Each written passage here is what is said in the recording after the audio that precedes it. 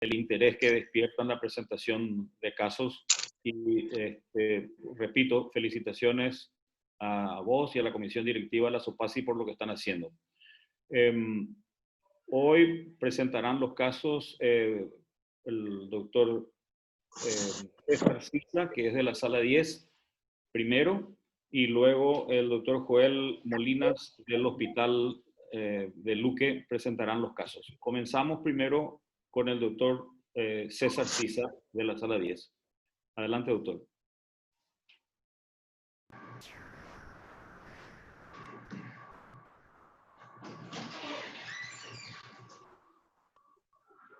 Buenas noches a todos los participantes.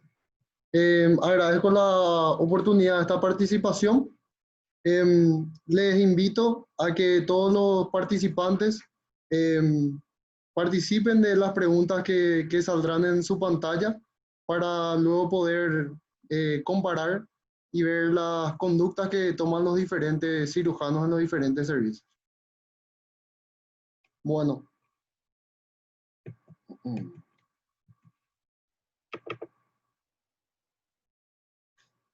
Bueno, les presento una paciente de sexo femenino de 63 años de edad que había ingresado por el servicio de urgencias del Hospital de Clínica de San Lorenzo.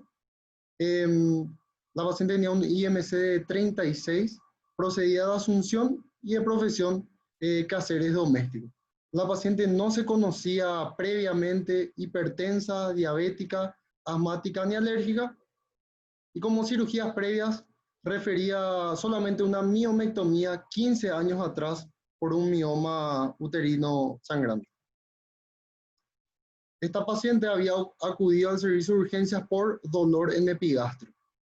2 días antes del ingreso, la paciente refería dolor en epigastrio tipo cólico que irradiaba hipocondrio derecho posterior a la ingesta de comidas grasas y que no seguía con analgésicos comunes, que se acompaña de náuseas y vómitos en 2 oportunidades de contenido alimentario y sensación febril en 1 oportunidad. La paciente negaba ictericia, coluria, acolia, síntomas urinarios y otros síntomas acompañantes. Como antecedentes remotos de la enfermedad actual, la paciente refería episodios similares de menor intensidad desde hace 1 año aproximadamente que se dieron con medicación sintomática. Al examen físico, la paciente había ingresado con una presión arterial de 130/80, una frecuencia cardíaca de 115, eupneica, afebril. Al examen físico de la región afecta del abdomen se encontraba levemente distendido, depresible, doloroso en epigastrio, hipocondrio derecho, con defensa muscular sin dolor a la descompresión brusca. Los ruidos hidraderos se encontraban presentes y normales, y al tacto vaginal y rectal no encontramos ninguna particularidad.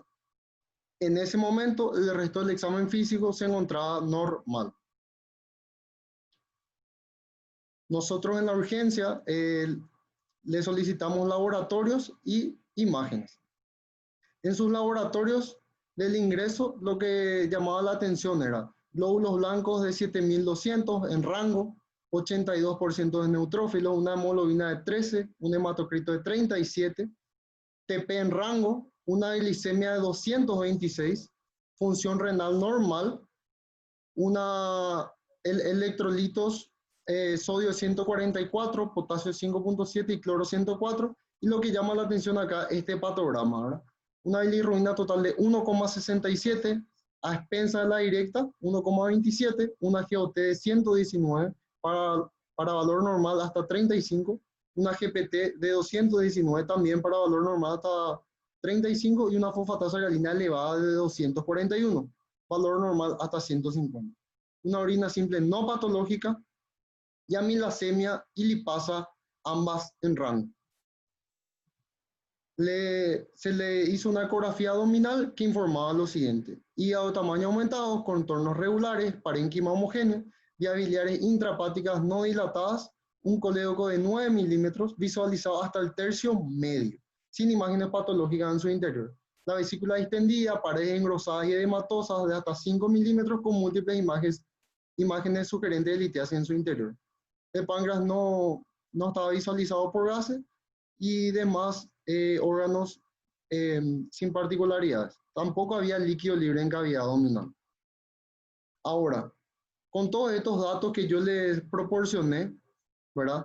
Me gustaría que participen y que planteen cuál es el diagnóstico hasta este momento y cuál sería su conducta en el servicio de urgencias.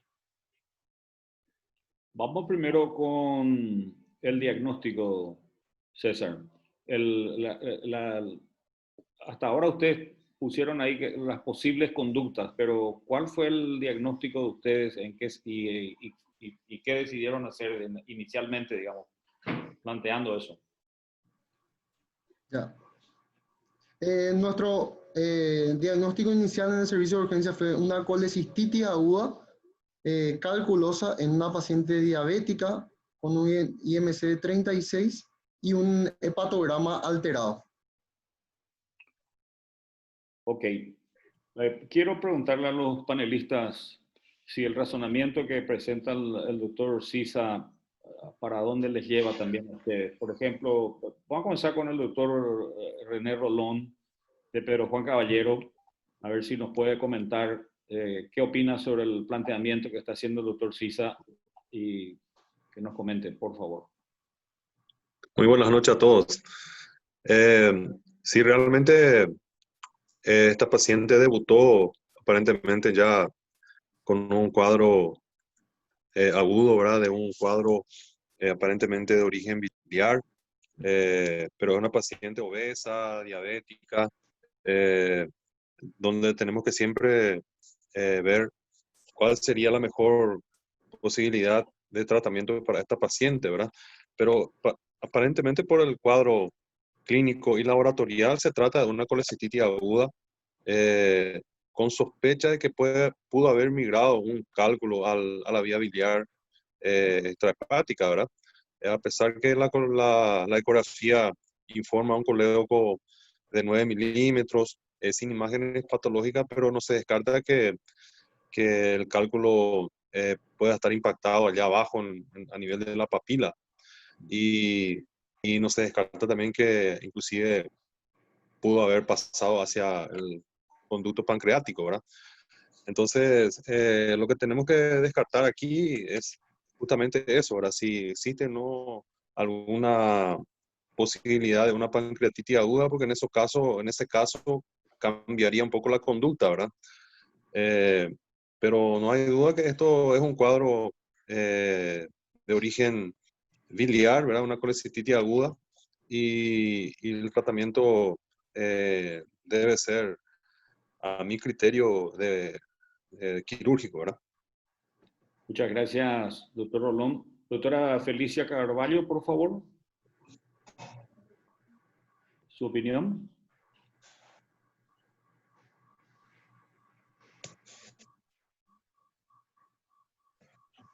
Doctora Felicia, ¿me escucha? O doctor Marcelino Brites, tal vez me escuche usted. ¿Ahora? Ahí está, doctora Felicia, sí. Buenas noches a todos. Doctor, quisiera preguntarte algo. Doctor Sisa, la ecografía, las paredes de la vesícula, ¿cómo estaban? No llegué a leer esa parte. Sí, doctora, las paredes engrosadas edematosas de hasta 5 milímetros. De hasta 5 milímetros.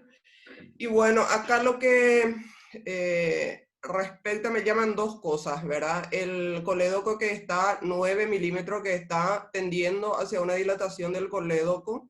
Y por otro lado, ese hepatograma alterado, ¿verdad? Yo no le operaría, por ejemplo, antes de tener uno de estos dos estudios, o una colangioresonancia o una tomografía, aunque sea simple de abdomen, para descartar de que no haya una pancreatitis aguda y que por el edema de la cabeza del páncreas esté con ese hepatograma alterado, o una colangioresonancia para descartar que no haya una litiasis de vía biliar. Excelente, doctora. Y el doctor Marcelino Brites, por favor. Sí, yo creo que estamos indudablemente ante una colecistitis aguda litiásica en el contexto de una paciente diabética. Por el tiempo de evolución el examen físico, ecográficamente confirman la colecistitis aguda también por la pared engrosada, la vesícula distendida. Y el hepatograma, a mi criterio, a mí no me preocupa mucho que la bilirrubina total esté de 1.6 y la directa 1.27, porque eso es posible que sea por edema nada más de la pared vesicular. Y la pancreatitis está descartada sin ninguna duda, así que ese es nuestro paciente, colecistitis aguda litiásica en una diabética. Muy bien. Doctor César, por favor, si continuamos. Estuvieron mostrando allí la conducta que la mayoría de los participantes, en este momento hay 196 colegas conectados. 196. Y el 75% opinó en que habría que hacer una colecistectomía con CPO. Doctor Sisa, adelante. Sí. Bueno.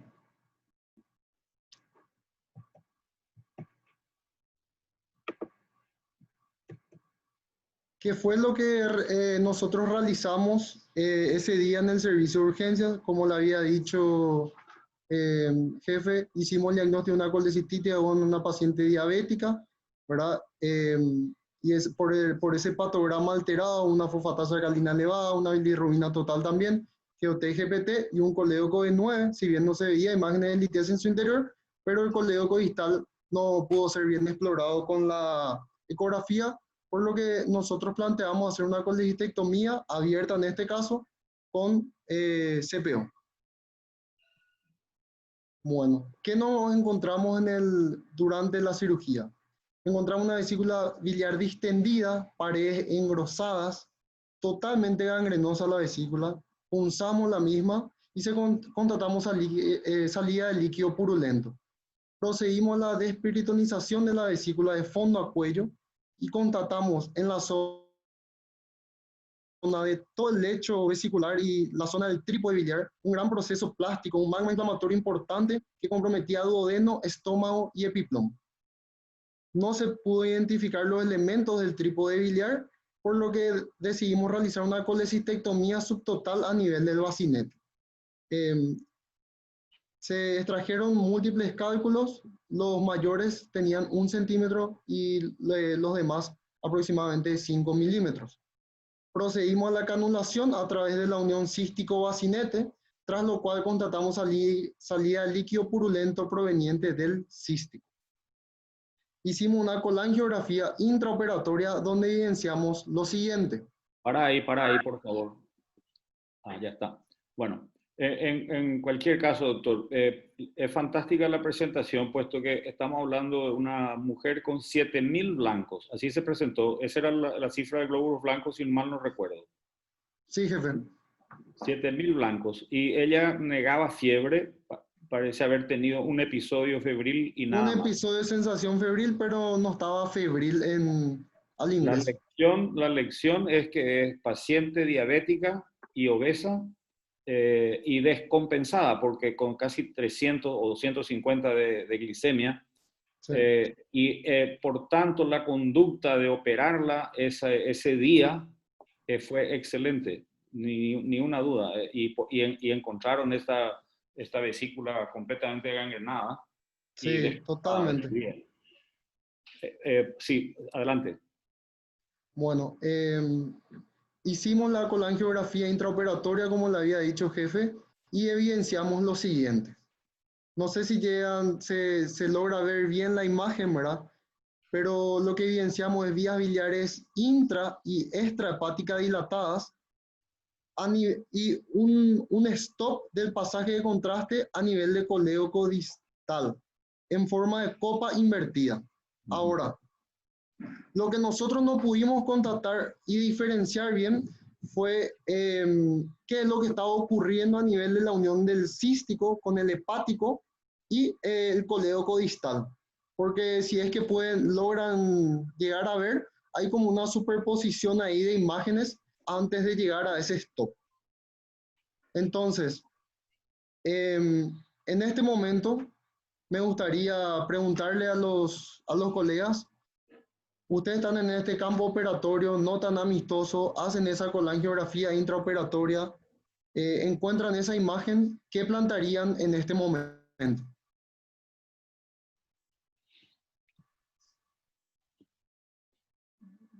Muy bien. Dejamos el tiempo necesario para marcar las preguntas, la respuesta a estas preguntas, pero me gustaría ver, el doctor Carlos Guatíez pudo presentarse, pudo asistir a la reunión como panelista. Bueno, entonces volvemos con nuestros panelistas, que son la doctora Felicia, con Marcelino y con el doctor René Rolón sobre el tema. Inicio de vuelta con el doctor Rolón, su opinión de lo que está pasando hasta este momento y sobre las conclusiones que nos presenta acá. Sí, sí, doctor. Interesantísimo el hallazgo, ¿verdad? De esta colangio intraoperatoria. Y la situación no es muy agradable, ¿verdad? Porque no se pudo identificar bien el trípode, tuvieron que hacer una colecistectomía parcial y con esta imagen debemos drenar esta vía biliar de alguna forma, ¿verdad? Y en este caso, teniendo en cuenta la gravedad del cuadro por la paciente, ¿verdad? En la situación que se encuentra, yo pienso que lo más conveniente, en mi criterio, ¿verdad? Sería drenar esta vía biliar con un catéter transcístico y un drenaje laminar perivesicular en el lecho vesicular y tratar de hacer una CEPRE postoperatoria ya con la paciente compensada. Yo opinaría así, en una conducta más conservadora y procurar resolver esto a través de un método endoscópico postoperatorio. Muy bien, doctor René, muchas gracias. Doctora Felicia. Y en realidad, teniendo en cuenta el estado clínico de la paciente y así como dijo el doctor René, que no se visualizaba, no se podía identificar el trípode biliar, cierre del buñón de la vesícula, un drenaje transcístico. Yo personalmente no utilizo drenaje laminar, utilizaría un drenaje tubular en el lecho operatorio. Excelente. Me parece muy bien. ¿Y el doctor Marcelino Brites? En primer lugar, estoy de acuerdo con la conducta quirúrgica, la decisión de operar a esta paciente, porque estamos ante una colecistitis aguda en una paciente diabética y la posibilidad de la gangrena vesicular es muy elevada. Así que yo también le hubiera operado. Y en esas condiciones, yo no me arriesgaría a tratar de extraer el cálculo, al menos ahí donde me desenvuelvo. Entonces, dejaría un drenaje transcístico a través en realidad del muñón vesicular. También estoy de acuerdo con eso de hacer la colecistectomía parcial. En más de una ocasión me tocó hacer eso para evitar cometer alguna lesión. Entonces, colecistectomía parcial. Acá dejo un drenaje transcístico, un drenaje tubular, como dijo la doctora Carvalho, mejorar el estado clínico y después ya veremos cómo solucionar lo demás con una CEPRE en el postoperatorio. Muy bien, muy bien. Estamos todos de acuerdo en eso. Dos conceptos. Uno es que el tomar la decisión de hacer una colecistectomía parcial y evitar dañar el árbol biliar tiene que ser recalcado en este caso. Está muy bien eso. Es preferible abollar el ego del cirujano dejando un pedazo del bacinete a marcar para siempre la vida de un paciente con una lesión biliar. Así que ese concepto hay que dejarlo bien claro y tomar una decisión muy buena. El otro concepto es el que recalcó el doctor Rolón, que dice en la vía biliar drenó pus a través del cístico. Entonces, sí, ese cístico y esa vía biliar tienen que ser drenadas. Con un transcístico, puesto que no vas a ir a buscar una vía biliar que ya no encontraste el trípode, y tratar de abrir un colédoco con esa circunstancia, posiblemente te lleves la hepática por delante. Entonces, es correcto ponerle un transcístico y drenar eso, cerrar el muñón y drenar también peri, tal cual están diciendo. Adelante, doctor. Permiso. Bueno, jefe.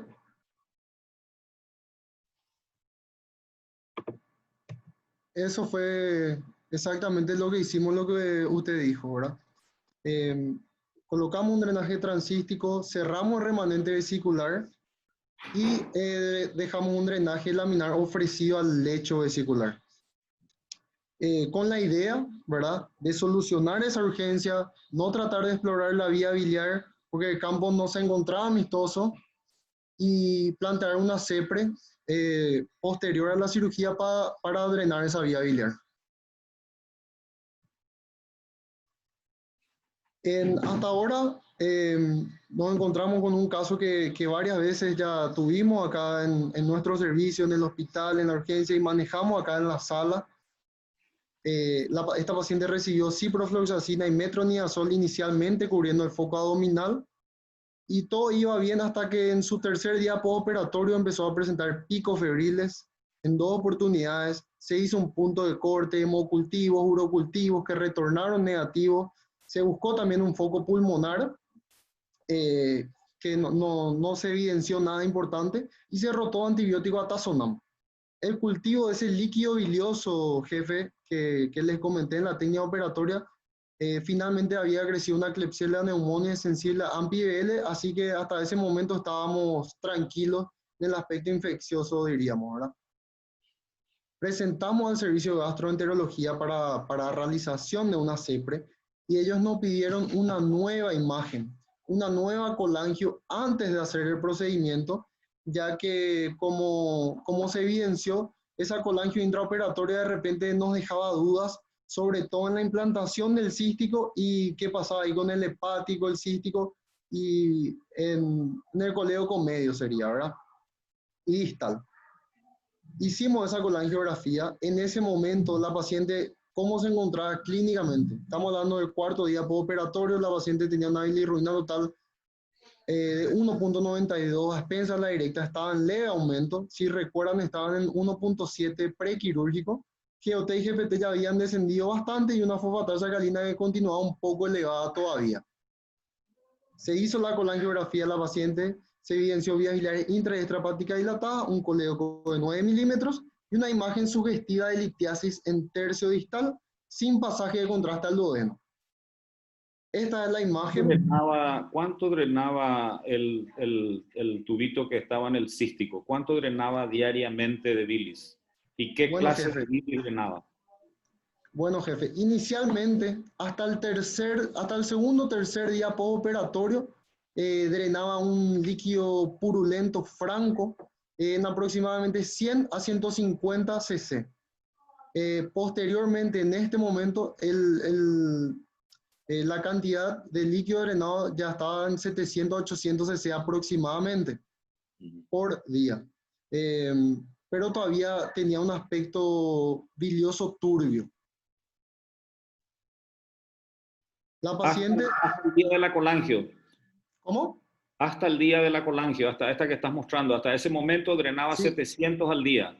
Sí, jefe. Así es decir, que drenaba el 100% de lo que se producía en el hígado, por decir. Así mismo, así mismo. Y era un aspecto turbio en ese momento. La paciente continuaba con fiebre. Estamos en el 4º, 5º día postoperatorio, ¿verdad? Hacemos esta colangio. Si se dan cuenta, esta imagen de la izquierda está rotada, jefe, ¿verdad? Pero coloqué justamente rotada porque ahí empezamos a entender qué es lo que pasaba con esa implantación del conducto cístico, ¿verdad? Parece que hace un trayecto en espiral y tiene una inserción posterior y medial, ¿verdad? Que es una variante anatómica muy infrecuente, ¿verdad? Tiene una posterior medial y baja. Entonces, eso nos llamó la atención bastante, ¿verdad? Presentamos al servicio de gastroenterología para la realización de la CEPRE y no se consiguió canular el conducto colédoco después de varias tentativas. y un procedimiento ya muy alargado, se decidió suspender el procedimiento. Posterior a eso, la paciente continuaba con picos febriles diarios, se volvió a hacer un punto de corte, hemocultivos, urocultivos retornaron negativos, se cultivó el líquido del drenaje multilumen, ¿verdad? La característica del drenaje multilumen hasta ese momento daba un líquido seromático claro y a partir del sexto a séptimo día postoperatorio cambió de característica y daba un líquido bilioso claro. También nosotros cultivamos y creció un estafilococo hemolítico sensible a banco. La paciente estaba con Tazonam, iniciábamos vancomicina cubriendo ese foco y una tomografía de tórax, también buscando un foco pulmonar que no aportó nada muy importante que justifique el cuadro infeccioso. Una ecografía abdominal también para descartar a una imagen compatible con colección, no se vio nada. Hicimos frotis y cultivo de la herida también, porque la paciente tuvo un absceso de pared, finalmente creció una Klebsiella pneumoniae sensible a Tazonam. Es decir, en este momento le presento a esta paciente, que postoperada, se hizo ya una tentativa de CEPRE, no se pudo canular, ahora daba 800 a 900 cc de líquido bilioso, por el drenaje transístico, ¿verdad? La paciente continuaba haciendo fiebre y en teoría estábamos cubriendo estos focos del líquido multilumen y de froticultivo de la herida. Este era su hepatograma en este momento, ya estaba en rango, ¿verdad? Una bilirrubina natal de 0.8, la directa 0.7, GOT y GPT prácticamente ya en rango y la fosfatasa alcalina también en el límite superior de su normalidad. Considerando todo eso que les comenté, ¿ustedes qué plantearían hacer en este momento? ¿Una nueva CEPRE, una nueva tentativa o ya una cirugía? Es decir, coledocotomía con exploración de la vía biliar, ¿verdad? Y extracción del cálculo. Muy bien. Doctor Rolón, ¿cómo vamos en el razonamiento a partir de este momento? ¿Cuál sería su... ¿Está controlada la sepsis? ¿Está controlada la colangitis? ¿El drenaje es 100% biliar y 100% lo que produce el hígado? ¿No podés retornar al cuerpo eso? Por tanto, estará con acolia. La paciente no funciona, no puede seguramente alimentarse bien. ¿Estamos 8º día o 9º día postoperatorio? ¿Cuántos días postoperatorio, doctor Sisa? Ya, 7º día postoperatorio, doctor. Ok. ¿Cuál sería el razonamiento a partir de ahí y qué se podría hacer, doctor? Yo voy a responder localizándome en el interior, porque acá en Pedro Juan nosotros no tenemos CEPRE disponible, ¿verdad? Entonces, si este paciente estaba acá en Pedro Juan, yo lo operaría ya, en este momento, ¿verdad? Porque no tenemos nosotros disponible la colangiografía endoscópica acá, en Pedro Juan. Nosotros enviamos a Asunción y eso es un trastorno, ¿verdad? Para que el paciente vaya y vuelva otra vez. Si ya se intentó una vez, nos vamos a enviar nuevamente, ¿verdad? Ya, para nosotros aquí ya tendríamos que entrar ya y tratar de resolver esto quirúrgicamente. ¿Le haría una colédoco duodeno o una colédoco yeyuno? Doctor, nosotros, yo primero trataría de explorar la vía biliar, el colédoco, ¿verdad? O sea, una colédocotomía con exploración y tratar de traer ese cálculo, ¿verdad? A través de la colédocotomía, no hacer una derivación así de entrada ya, ¿verdad? Sí. También pensando porque este colédoco no es muy grueso, ¿verdad? 9 milímetros sería un colédoco fino todavía, ¿verdad? Entonces yo trataría de explorar el colédoco a través de una colédocotomía y tratar de retirar ese cálculo con una pinza de Randall. Sí, señor. Doctora Felicia Carballo, ¿qué opina? Bueno, en primer lugar, ¿verdad? Hay una cosa que me llama poderosamente la atención. Si está drenado, está con el antibiótico correcto, tenemos un colédoco, no creo que ese cálculo sea la causa de su fiebre. Ese en primer lugar, yo creo que tendríamos que descartar otro foco infeccioso. Lo que me llama la atención, como el doctor presentó ahí su colangiografía y tiene una posición, una implantación prácticamente no muy frecuente del colédoco, que no le hayan hecho una tomografía con contraste para evaluar bien el páncreas y tratar de evaluar bien también la vía biliar y del conducto pancreático, ¿verdad? Entonces yo empezaría por ahí y no ir directamente a la cirugía, porque desde el punto de vista de vías biliares para mí está solucionado temporalmente y en 7 días no se va a desinflamar ese trípode biliar que está, y con ese magma inflamatorio meterme allí no. Yo me iría por otros estudios, descartar que no haya un cuadro pancreático, por más de que su amilasemia, lipasemia haya estado negativo, no me quedaría tranquila con eso, ¿verdad? No me descarta que no tenga una pancreatitis concomitante y que ahí esté el foco de su cuadro de fiebre persistente, digámosle, ¿verdad? Muy bien. Doctor Marcelino. Sí. Lo que yo no me explico es cómo su bilirrubina no estaba tan elevada en el preoperatorio, teniendo prácticamente un stock, una obstrucción total del colédoco distal. Ahora entiendo por qué está drenando todo por el transístico, que no haya ictericia y que la bilirrubina incluso se haya normalizado, ¿verdad? Eso entiendo.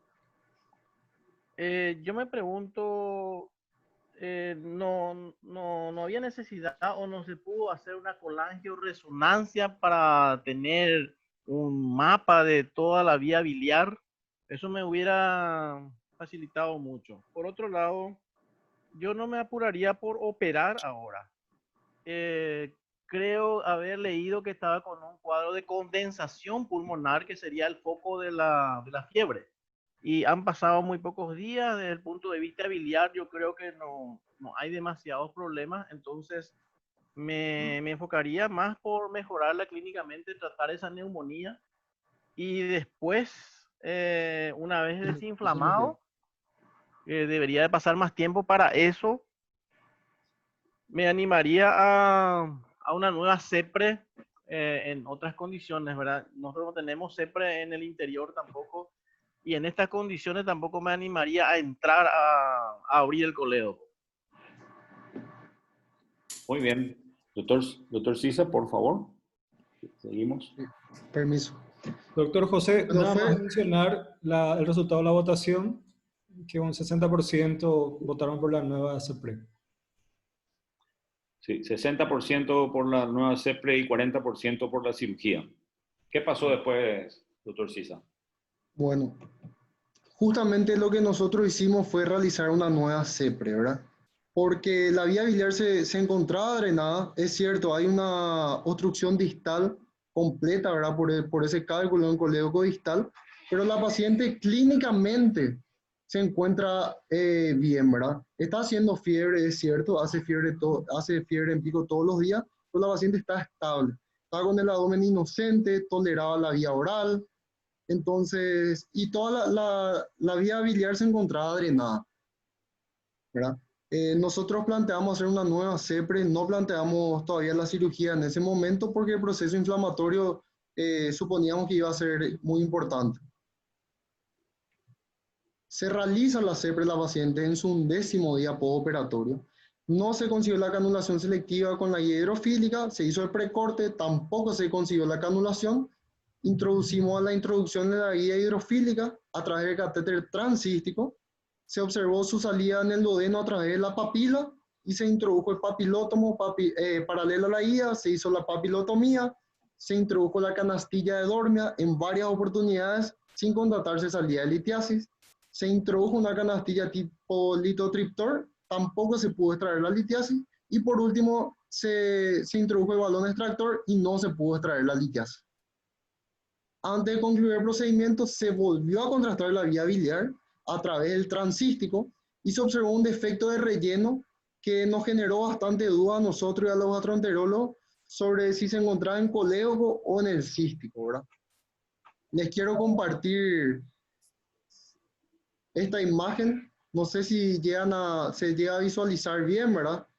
Se observa un defecto de relleno, ¿verdad?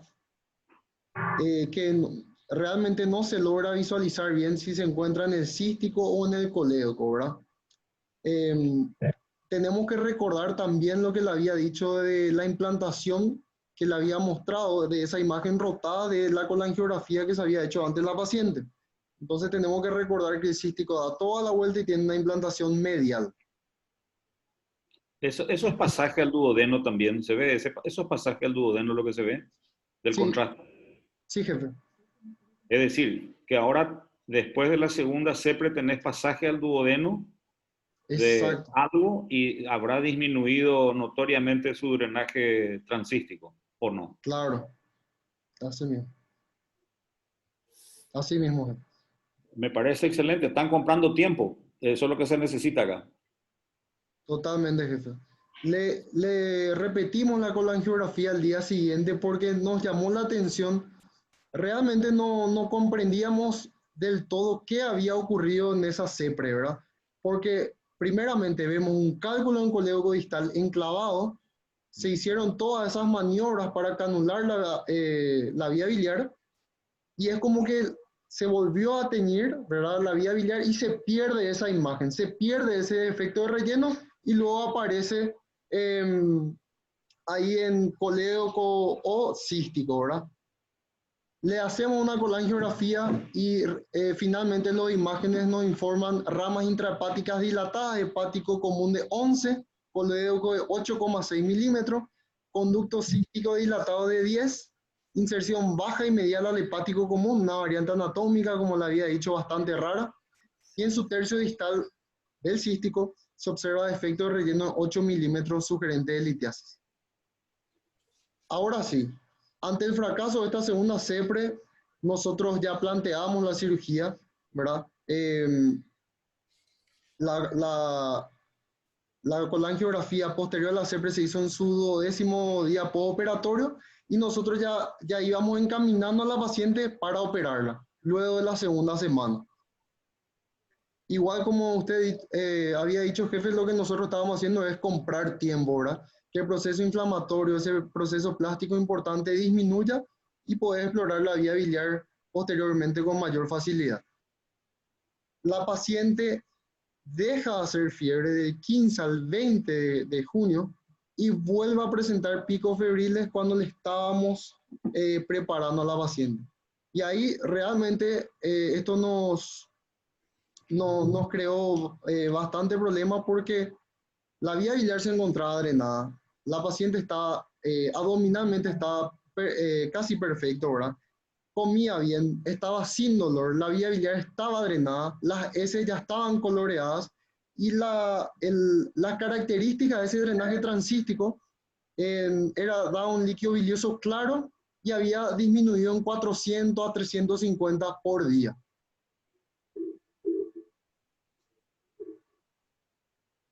Esta es la colangiografía que le había dicho, ¿verdad? Como la paciente continuó haciendo fiebres, ya estamos luego de la segunda semana postoperatoria, volvimos a cultivar el líquido bilioso y el drenaje multilumen y crecieron unos gérmenes, una Klebsiella pneumoniae sensible a colistina en frote y cultivo del líquido bilioso y frote y cultivo en el multilumen sensible a AMPI-BL. Como también teníamos que buscar otros focos, porque en este momento para nosotros realmente ya estábamos buscando otras causas, ¿verdad? Fuera de la abdominal. Hicimos una tomografía de tórax, de abdomen y pelvis con contraste y lo que observamos es lo siguiente. Un hígado de morfología habitual, bordes regulares, tamaño aumentado, parénquima homogéneo, no había dilatación de vía biliar intra ni extrahepática, a nivel de fosa vesicular se observaba remanente, el catéter bien posicionado y esto es lo más llamativo de esta tomografía. que informa defecto de relleno de la rama izquierda de la vena porta sin observarse vasos colaterales. La porta principal de rama derecha y el eje espleno-mesentérico se encontraban permeables. El páncreas, que había sugerido la doctora hace rato que teníamos que tener una imagen al respecto, y las glándulas suprarrenales sin anomalías y un vaso aumentado de tamaño con parénquima homogéneo. La conclusión más importante en este momento de esta tomografía, porque se suma otro diagnóstico ya, ¿verdad? Con el correr de los días, es la trombosis de la rama izquierda de la vena porta.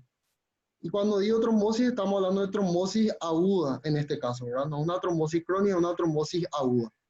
Se rotaron los antibióticos, ¿verdad? Por la característica, los gérmenes que habían crecido. Y, bueno, esta es la imagen de la tomografía que realmente se observa que la porta se divide, ¿verdad? En su rama derecha, anterior y posterior, y no tiene nada la rama izquierda. Me gustaría mostrarles un video para que puedan ver mejor.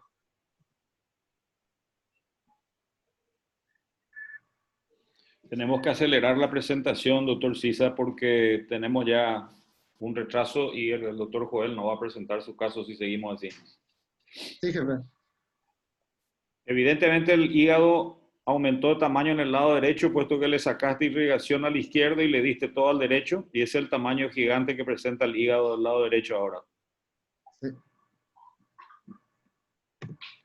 Bueno, hicimos una ecodoppler abdominal, posterior a eso, que evidenció lo mismo, una trombosis portal de la rama izquierda de la porta y una esplenomegalia leve, vías biliares intrahepáticas no dilatadas, un colédoco de 4,3 milímetros y un páncreas normal. La paciente continuó con picos febriles. Por supuesto que presentamos al servicio de hematología, ya que independientemente de la etiología, por supuesto que en este caso nosotros le adjudicamos a un factor local, que fue la colangitis, la colecistitis aguda, como causa de una trombosis de la vena porta, de la rama izquierda, ¿verdad? Le presentamos al servicio de hematología y la paciente comenzó su anticoagulación. Y no recibía ningún tipo de anticoagulación durante su estadía allí, Clexane, enoxaparina, algo sí, jefe, recibía heparina de bajo peso molecular a dosis profiláctica, ¿verdad? Acá estamos hablando ya de tratamiento, ¿verdad? Ya una trombosis total de la rama izquierda de la vena porta. Pero ella sí estaba recibiendo profilaxis. ¿De cuántos miligramos de heparina sódica recibía, de heparina de bajo peso? 60 miligramos. 60. ¿Y qué peso tenía la paciente? El índice de masa corporal era 36, pero ¿qué peso tenía? Pesaba 105 kilos. Ah, ahí está. Sí. Ok. ¿Verdad? ¿Y después? Bueno, posterior a eso, ¿verdad? Como se fue sumando este diagnóstico, ¿verdad? Estamos en el contexto de una trombosis de la rama izquierda de la vena porta, ¿verdad? No asociada a cirrosis ni a una enfermedad tumoral. Lo primero que hay que hacer es anticoagular al paciente, después vemos la etiología. Ya anticoagulamos a la paciente, pedimos una colangioresonancia, como habían dicho antes los doctores, para tener un mejor mapeo, ¿verdad? Y informan lo siguiente: una litiasis en el conducto cístico distal con compresión extrínseca sobre el hepático común que condiciona leve dilatación retrógrada del mismo. Mirisis tipo 1. Esta es la colangiografía. ¿Ok? Y esta es la colangioresonancia, la imagen que tenemos. Acá parece ser que la litiasis está lateral, ¿verdad? Pero como el cístico tiene trayecto largo, ¿verdad? Y una implantación medial, probablemente esta litiasis está antes de la desembocadura del cístico. Bueno, finalmente, nosotros decidimos por cirugía, se sumó otro diagnóstico, ¿verdad? Que la trombosis de la vena porta, en su presentación aguda, su manifestación clínica es fiebre sin foco. Y realmente fue eso lo que estaba en esta paciente, ¿verdad? Porque todo lucía muy bien, estaba bien de ánimo, comía bien, se movilizaba, estaba sin dolor, la vía biliar estaba drenada, pero la paciente continuaba haciendo fiebre. Entonces, le anticoagulamos a la paciente y finalmente dejó de hacer fiebre, fue dada de alta, anticoagulada por supuesto, ¿verdad? Y ahora les quiero plantear algo que para nosotros es muy importante, es en este momento la paciente ya está febril, está con ese nuevo diagnóstico, le operarían ahora, le darían de alta y retornar para una cirugía, le darían de alta y retornar en planes de nueva CEPRE.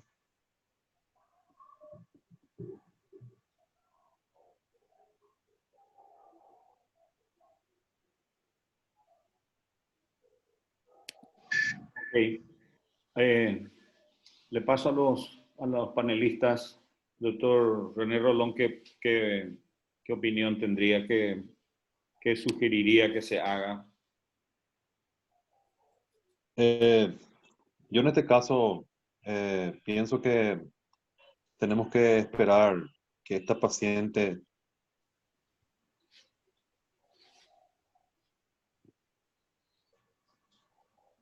No tenemos no escuchamos su presentación, doctor Rolón. Algo le pasa al micrófono.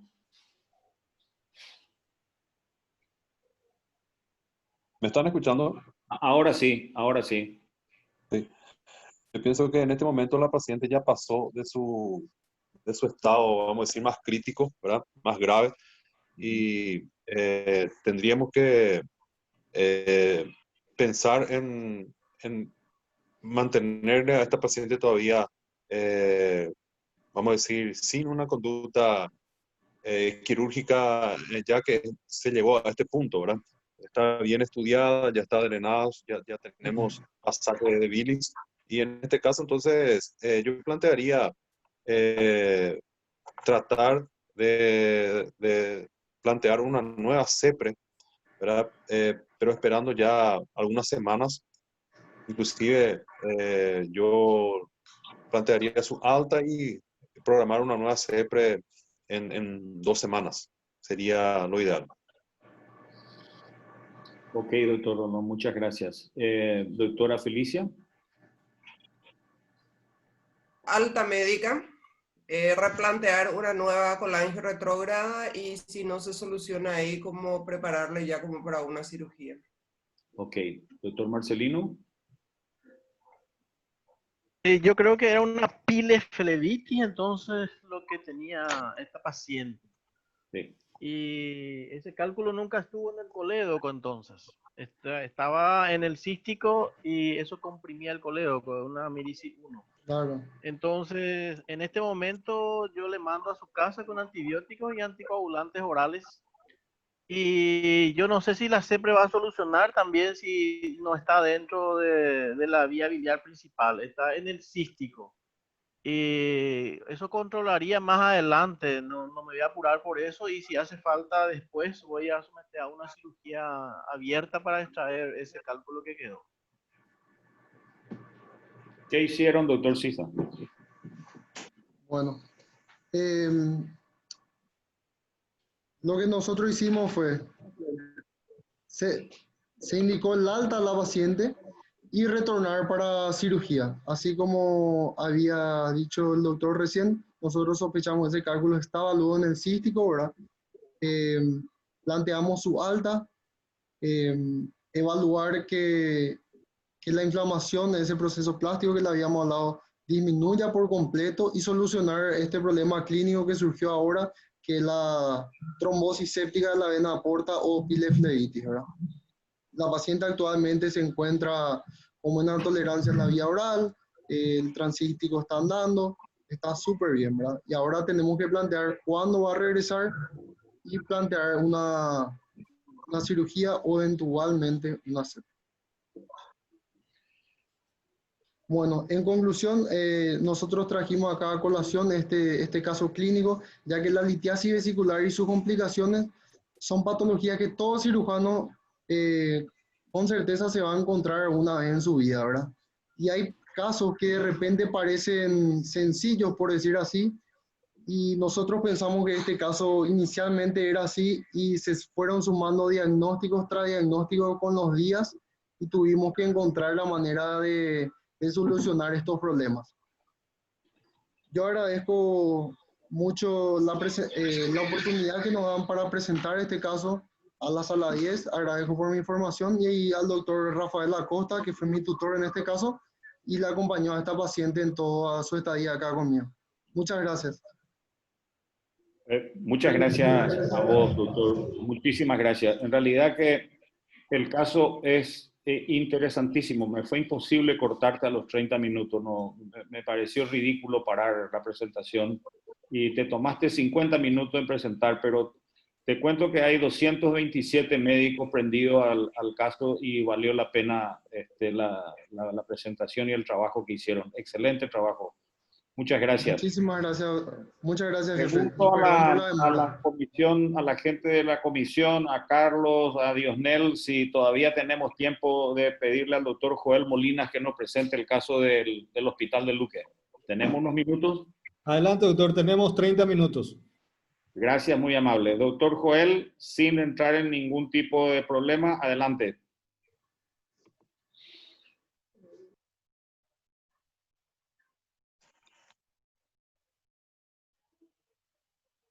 Sí, doctor, muchas gracias. Muy buenas tardes a todos. Buenas noches ya, en realidad, ¿verdad? Sin más preámbulos, primero que nada, gracias por la invitación y sin más preámbulos, vamos a dar inicio a nuestro caso clínico de una paciente que tuvimos aquí en el Hospital del Luque. La paciente es una paciente de 43 años, de sexo femenino procedente de Paraguarí, que fue referida de otro centro hospitalario a nuestro servicio por un cuadro que inicia hace 11 días con dolor a nivel de la región dorsolumbar de horas de evolución antes de la consulta en ese otro centro. Esta paciente refería a un dolor de tipo puntada de gran intensidad que no se daba con la ingesta de analgésicos comunes y se acompañaba de un cuadro de náuseas y vómitos en varias oportunidades. También refería a la paciente sensación febril no graduada en la casa y negaba ictericia, acolia y coluria. La paciente permaneció 11 días internada en el centro del cual fue referido y presenta una mala evolución, persistencia del dolor, persistencia de las náuseas y vómitos a pesar de la colocación de la sonda nasogástrica y persistencia de la fiebre por lo que es referida a nuestro centro. Al ingreso a nuestro servicio la paciente estaba portaba una sonda nasogástrica y una sonda vesical instalada en ella con un débito, en la sonda nasogástrica con un débito bilioso y la sonda vesical con una diuresis clara. El abdomen era asimétrico, a expensas de una cicatriz mediana infraumbilical, globuloso, distendido y poco depresible, pero no doloroso a la palpación y no presentaba defensa ni irritación. En epigastrio y casi la mayor parte de mi abdomen superior, hacia los campos izquierdos, presentaba un empastamiento que ocupaba el hemiabdomen superior y tenía ruidos aéreos presentes y escasos, y tenía eliminación de flautas y catarsis negativa hace varios días, refirió la paciente. Al tacto rectal y vaginal no había nada llamativo, era normal, y lo que llamaba la atención es que la paciente presentaba edema bilateral de miembros inferiores con de 3 cruces. Al ingreso ella aportaba un laboratorio del cual se tomó en el centro de referencia, que es el primer laboratorio que le tomaron allá, donde tenía una hemoglobina de 17.9, un hematocrito de 54, unos glóbulos blancos de 14.500 con 89% neutrófinos, una milasemia de 2.098, GOT y GPT aumentados, fosfatas alcalinas aumentadas y una bilirrubina también aumentada, pero con un patrón mixto. Un perfil renal normal, y el resto de laboratorios en rango. Al ingreso en nuestro servicio, este es el laboratorio que ella tenía ya después de 11 días de evolución. Tenía una hemoglobina de 9, un hematocrito de 26, 15.000 blancos, electrolitos normales, el perfil hepático ya estaba casi normalizado, la amilasa era de 243 y la procalcitonina que pedimos acá en nuestro servicio tenía de 0.3. Ella había recibido antibióticos en el centro de origen que nosotros aquí no habíamos continuado. Portaba consigo una ecografía abdominal que informaba litiasis vesicular múltiple, un colédoco de calibre de 3 milímetros y un páncreas de tamaño conservado. Cabe destacar que esta ecografía es la ecografía del ingreso en el otro centro hace 11 días antes de que nosotros le recibamos aquí la ecografía que nosotros le repetimos, tenía un páncreas de tamaño muy aumentado. Ella portaba consigo cuando llegó a nuestro centro una tomografía de abdomen y pelvis sin contraste, en donde se ve a grandes rasgos un páncreas con una anatomía distorsionada, con una aparente colección gaseosa dentro de una colección gaseosa dentro del mismo, y la paciente se encontraba relativamente en buen estado general. Lo que llamaba la atención que al ingreso ella estaba taquicárdica y con una regular mecánica respiratoria, pero los otros parámetros de los signos vitales estaban normales.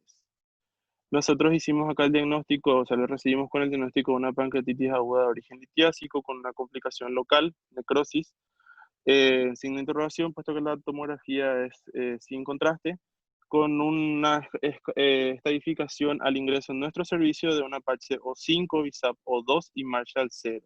La ¿Podés clasificación parar ahí, japonesa Joel? sería 0. Sí, doctor. Muy buena la presentación, pero quiero escuchar la opinión de los colegas de del cuadro general de la paciente que tiene anemia, hipoproteinemia, posiblemente hipoaluminemia, Sí, tiene doctor. edema de Godet en ambas piernas. Sí, no, su estado general no es bueno. De hecho, le calificaron de 5 con este Apache. Sí, doctor. ¿Puedo cambiar el orden de los panelistas? Entonces voy a comenzar con el doctor Marcelino, si me permite, doctor Marcelino Brites. ¿Qué opina usted del estado general de la paciente 11 días después de una pancreatitis?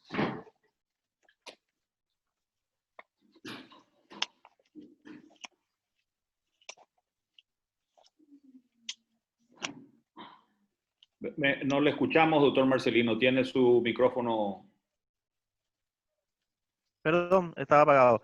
Sí, ahora por favor. Estamos ante una pancreatitis aguda de origen biliar, 11 días de evolución cuando llega en manos de los colegas. La amilasa ya se ha normalizado y ya tiene cuadro clínico, ya tiene muchas comorbilidades, ya como la hipoproteinemia, la anemia, y aparentemente es una complicación, está con una complicación local de una pancreatitis necrotizante, que me pareció ver la tomografía que había gas dentro de lo que parece ser necrosis porque es sin contraste. Sí, doctor. Sí. Y entonces estamos ante una necrosis pancreática infectada en este momento y es el momento de iniciar antibióticos en esta paciente para cubrir eso y plantear un drenaje percutáneo de la necrosis pancreática infectada. Gracias, doctor Marcelino. Doctora Felicia. Y así como dijo el colega, de hecho que es una pancreatitis aguda necrótica con colección pancreática y extrapancreática, ¿verdad? Tiene una gran colección, tiene blancos elevados, por más de que su procalcitonina esté en niveles normales con 11 días de evolución, yo le iniciaría antibiótico y un drenaje percutáneo. De hecho, que la condición clínica de la paciente no va a mejorar. Me imagino que ella estaba recibiendo alguna nutrición enteral por sonda o por boca, ¿verdad? Difícil que mejore si es que nosotros no controlamos el foco primario de su... Ya estamos cerca de las 2 semanas de evolución. Doctor René. Sí, totalmente de acuerdo. Iniciaría antibiótico, que aquí es muy probable que ya haya necrosis con infección. Y veo en la tomografía también que esa colección hace contacto con el estómago. Se podría plantear también un drenaje transgástrico por endoscopía para este paciente. Ok, doctor Joel, ¿qué hicieron ustedes? Sí, doctor. Esta es la pregunta que iba a lanzar a continuación. Creo que la mayoría ya ha dado su respuesta, que le darían una punción y drenaje. En su Primer día de internación, la paciente permaneció en planes de realizarse una tomografía con doble contraste, pero en el segundo día de internación la paciente presenta una descompensación muy brusca. Ella se encontraba con regular mecánica respiratoria, pero estaba taquipnéica y el segundo día presenta una más taquipnea que en días anteriores y empieza a tener una hemodinamia inestable, a expensas de taquicardia e hipotensión que respondió a las cargas en sala. En ese momento se constató una fiebre de 38,5 y la paciente refiere un dolor abdominal intenso que al examen físico se constata un abdomen tenso, poco depresible, dolorosa la palpación en todo el hemiabdomen superior, ruidos y grietas ausentes con defensa, pero sin irritación y persiste el empastamiento que aparenta más grande en epigastrio. Se vuelve a pedir una procalcitonina que viene de 8,8, por lo que se decide en nuestro servicio complejizar a la paciente. La sonda nasogástrica le habíamos pinzado para probar tolerancia, pero se decidió volver a dejar al declive y se constató un débito bilioso en abundante cantidad y se inició antibiótico-terapia con meropenem y la paciente pasa a sala de terapia intensiva en planes de ver si mejora la estabilidad hemodinámica. Aquí nosotros, ¿cuáles son las conductas probables que se podrían plantear? Eso es lo que nosotros preguntamos en este momento.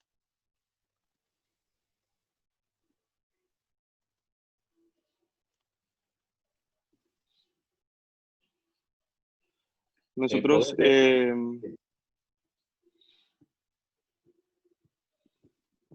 nosotros en el servicio se había planteado como se había una colección grande, como dijeron la mayoría de los panelistas, hacer un drenaje percutáneo, porque tenía, como dijeron, tenía una ventana de donde podíamos punzar, pero con la inestabilidad hemodinámica que presentaba la paciente, no hay todos los días un percutanista que pueda venir a colocar un drenaje de buena forma, se decidió hacer una laparotomía exploradora. Entonces, ¿cuál sería la conducta en el caso de hacer una laparotomía que tendrían los panelistas? Porque no hay mejoría de la estabilidad hemodinámica de la paciente y no tenemos un percutanista ni catéter a disposición para venir, para colocarle de manera inmediata.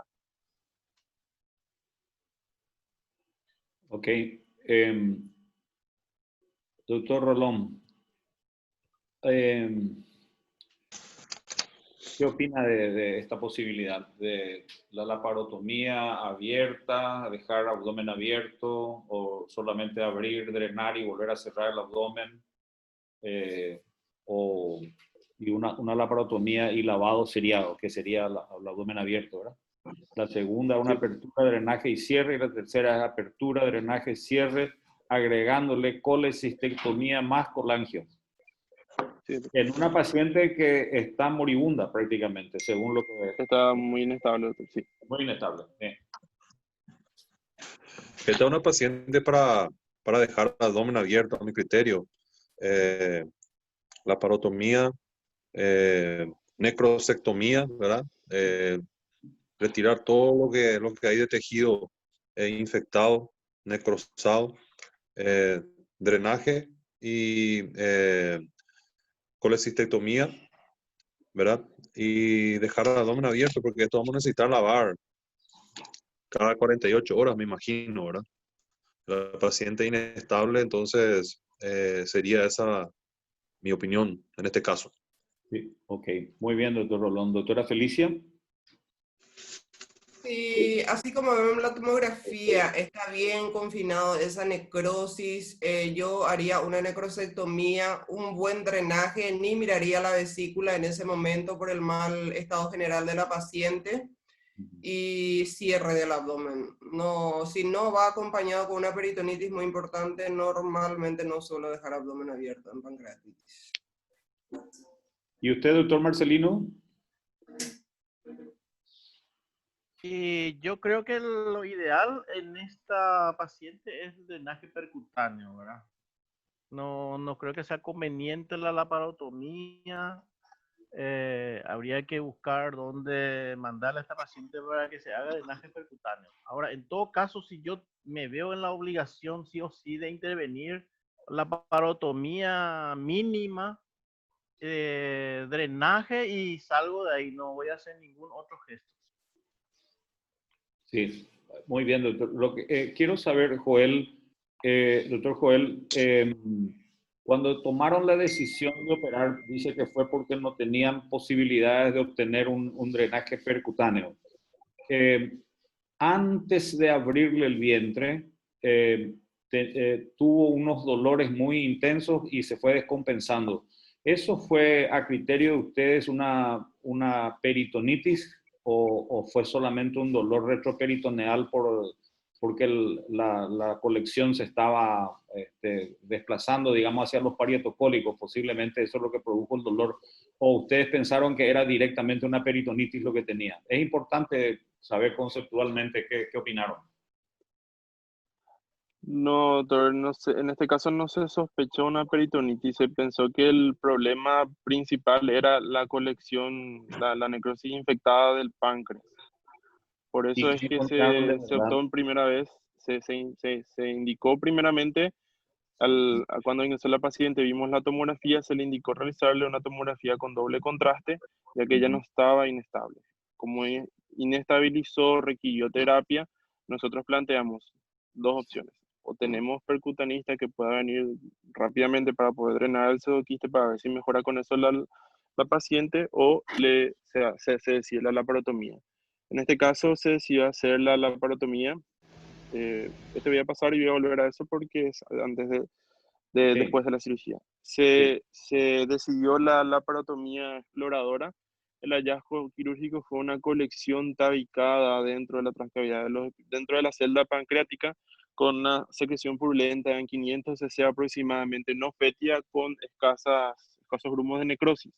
Un abdomen totalmente bloqueado en la parte inferior por el epiplón mayor que envolvía todas las asas, y a la apertura del mismo se constató un líquido citrino con fibrina no purulento en 3000 cc aproximadamente de cantidad. Todo eso se tomó muestra para cultivo de forma separada.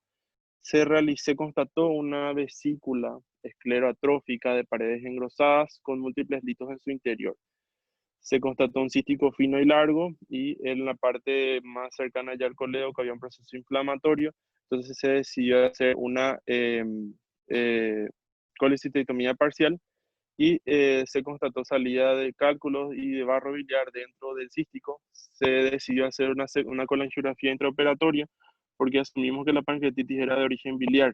Entonces era un buen momento para explorar las vías biliares a nuestro criterio. Se exploraron las vías biliares, no se constataron imágenes de defecto de relleno dentro de la vía biliar principal. El colédoco no se visualizaba tanto en la parte distal, pero se observaba un buen pasaje de contraste duodeno. Igualmente se decidió dejar un drenaje transcístico y dos drenajes tubulares ubicados en cada lugar donde estaba la necrosis infectada, y un drenaje tipo Jackson Pratt también dentro de la colección, y un drenaje en fondo de saco de Douglas para que no haya colección por el declive, y se decidió cerrar de nuevo el abdomen. Posterior a eso, la paciente pasa a terapia nuevamente y se realizan los lavados por los drenajes que se le dejaron diariamente, los cuales Hago una, tenían un débito aproximadamente de 200, entre 200 y 400 con el correr de los días. hago una pregunta. ¿Por qué después de drenar la colección detrás del estómago, la colección pancreática, decidieron revisar el resto del abdomen? Y ahí en realidad donde encontraron esos 3000 cc de líquido citrino, era como un líquido acítico del mismo origen que tiene el godet en las piernas, digamos. Es decir, ¿qué creció de ese líquido citrino? Nada. No, no, nada, doctor, no se aisló germen en eso. Yo creo que ahí hubiesen dejado y hubiesen actuado solamente sobre la zona infectada, digamos, y drenar, lavar y drenar solamente la zona infectada sin haber contaminado el resto de la cavidad, porque el cuerpo había hecho ya el trabajo con el epiplón y las asas delgadas de aislar completamente la zona inferior del abdomen. Por eso preguntaba tanto si tenían la idea de que había hecho una peritonitis o por qué tenía tanto dolor y por qué se descompensó y qué les obligó a llevarla rápido a la sala de operaciones. Después, ¿qué pasó, doctor? No tenemos Sí, mucho doctor. tiempo. eso insisto. Sí, doctor. Sí, sí, doctor. El, los gestos dentro, en el acto operatorio, volví a hablar con el cirujano que fue el doctor Acuña y los gestos fueron mínimos. Se drenó la colección, se hizo la necrosectomía solamente donde era permeable el dedo y las maniobras suaves y se dejaron los drenajes para poder hacer los lavados seguidos. Posterior a eso, la paciente pasa a sala de terapia intensiva, donde permanece internada por 7 días, con mejoría del cuadro de la hemodinamia. Ella está sin inotrópicos, está con analgesia, antibiótico, terapia, meropen en vancomicina. Y luego de los 7 días, la paciente pasa de nuevamente a sala, donde se le realizan los controles tomográficos y se ven estas imágenes que estamos pasando aquí. Se ve se ven los drenajes en su sitio, las colecciones, la colección de la celda pancreática ya de menor tamaño con el drenaje en su sitio. Y la paciente presentó una gran mejoría de la hemodinamia luego de eso. Pasó a sala, donde permaneció internada por 19 días luego de su internación en terapia. Empezó a presentar picos febriles, pero procalcitonina negativa, el débito de sus drenajes en descenso. El mayor que llegó a tener fue de 550, de aspecto purulento con grumos, que se fue aclarando con el correr de los días. Luego el drenaje, lo mínimo que llegó a tener durante su internación en sala fue 150. Se retiró uno de los drenajes y fue con 2 drenajes a la casa, que se autorretiró de forma accidental en la casa. Desde entonces, la paciente completó la evolución en sala de la paciente. Ella completó 13 días de meropen en 10 días de vancomicina, laboratorios todos en rango, excepto la anemia que iba subiendo, la hemoglobina que iba subiendo de a poco durante los controles. Se retira antes del alta uno de los drenajes, como dije, y los otros drenajes se autorretira accidentalmente en la casa.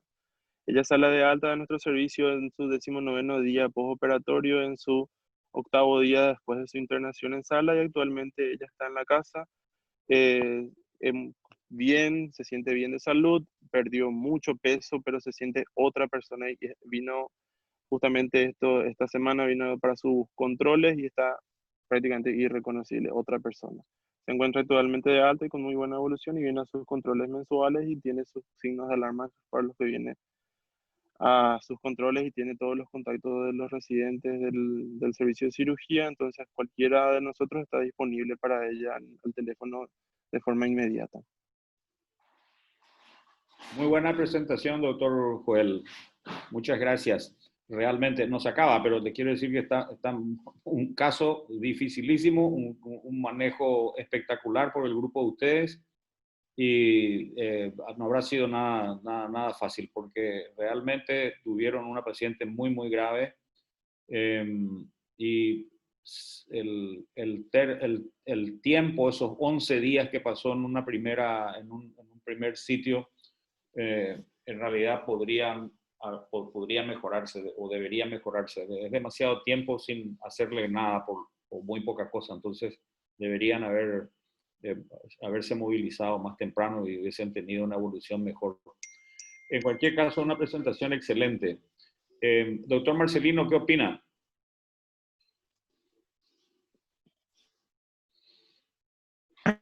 En primer lugar, me gustaría aclarar algunos conceptos acá para los que nos están escuchando, ¿verdad? Se habla, por ejemplo, de una colección y por el tiempo de evolución estábamos ante un caso de necrosis pancreática infectada y no de un absceso, lo cual cambia totalmente el pronóstico de esta paciente.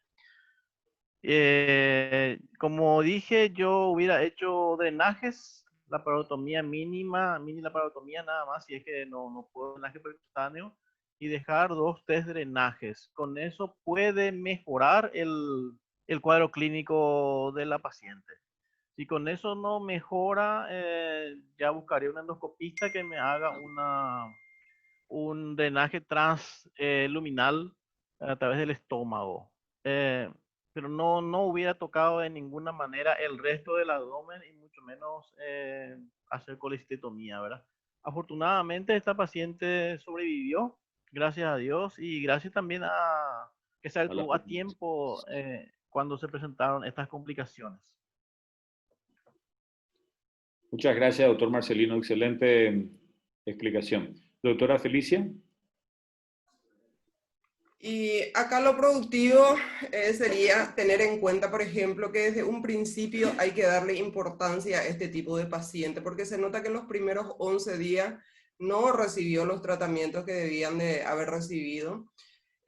Por ejemplo, no puede disparar de una procalcitonina a los 11 días, recién un control sabiendo que a partir del quinto, sexto día puede infectarse un páncreas teniendo la necrosis pancreática teniendo un empastamiento grande ahí y la parte clínica de la paciente no iba mejorando porque se estaba consumiendo, empezó a bajar su hemoglobina, sus proteínas, no sé si se estaba nutriendo la paciente, que es algo muy importante, ¿verdad?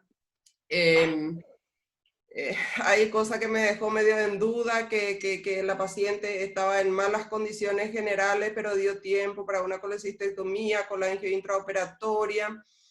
De hecho que si hay posibilidad, yo le haría punción, drenaje y nada más con antibiótico terapia, ¿verdad?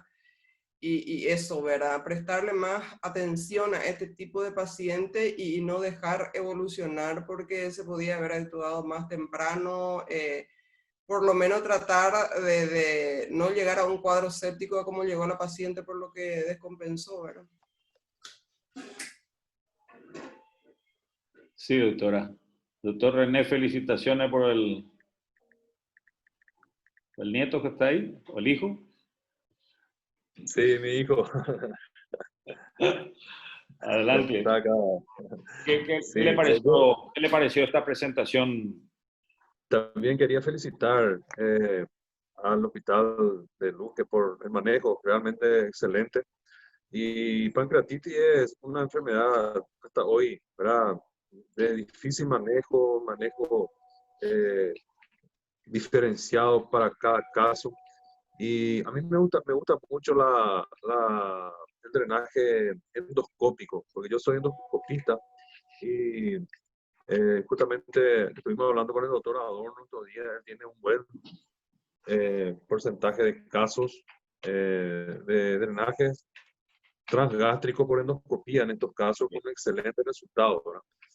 Entonces, si se puede, pienso que se debería también plantear, si no se dispone de un drenaje transcutáneo o percutáneo, drenaje transgástrico por endoscopías, es un excelente método también que se debe pensar en esta situación. Felicitaciones y gracias por la oportunidad. Bueno, en nombre del tiempo que nos pasamos de fino, pero en realidad los dos casos fueron excelentemente presentados, tanto por el doctor César Sisa como por el doctor Joel Molinas. Se nota que trabajaron el caso, que hicieron una presentación apropiada y les cuento que tuvimos 225 médicos prendidos y escuchando esta presentación. Agradezco al doctor William, a la SOPASI, a toda la comisión directiva que da la oportunidad a los médicos de hacer esta clase de presentaciones, de que otros escuchen, de que todos aprendamos. Es muy agradable trabajar con colegas. Agradezco a la doctora Felicia su participación, al doctor Marcelino Brites, al doctor René Rolón por acompañarnos. Ha sido un placer trabajar con ustedes y hasta pronto. Muchas gracias. Vale, doctor, muchas gracias por la invitación. Muchas gracias a todos, doctor José Andrada, excelente coordinación, a todos los panelistas y a los presentadores, felicitarles, excelentes casos clínicos muy interesantes y por el manejo, ¿verdad? Casi 300 asistentes, tanto en Zoom como Facebook, así que un éxito total. Les esperamos la próxima semana en la siguiente actividad de la SOPASI, que ya se van a enterar por las redes sociales. Así que muchas gracias y buenas noches.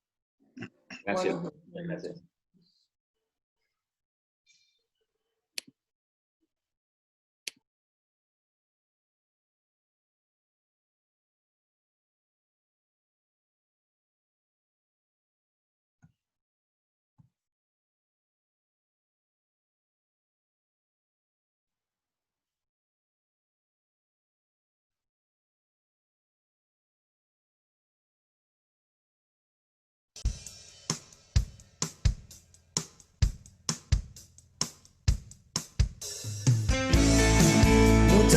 ceniza en el piso, hay recuerdo de ella en cada rincón, son como clavos clavados al piso,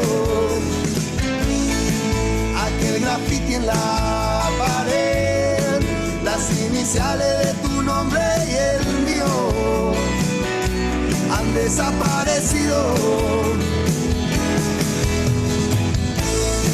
No necesito recordar, todos los días son igual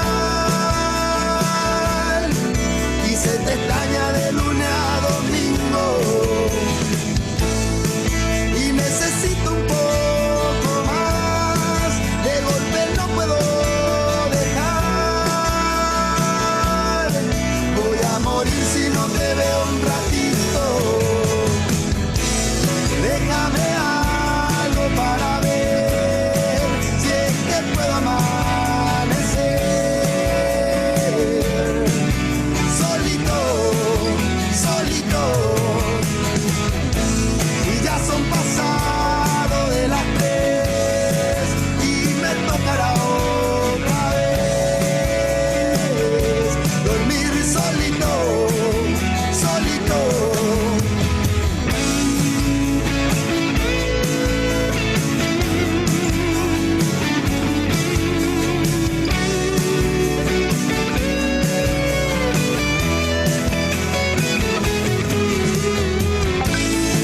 Se llenó el buzón de voz, no hay espacio para un último adiós, como las cosas que dejamos siempre,